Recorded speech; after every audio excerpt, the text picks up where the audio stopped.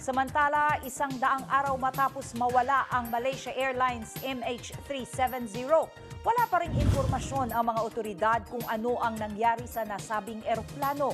Sa kanyang Twitter account, sinabi ni Malaysian Prime Minister Najib Razak ang pakikiramay ng pamahalaan sa pamilya ng mga pasahero at ang pangako na patuloy na paghahanap at investigasyon sa nawawalang eroplano.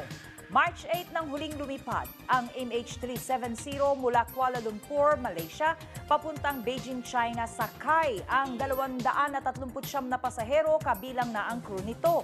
Ayon sa mga otoridad, posibleng sa South Indian Ocean bumagsak ang MH370, ngunit wala pa ring detalye ang Malaysia Airlines tungkol sa kinaroroonan ng eroplano.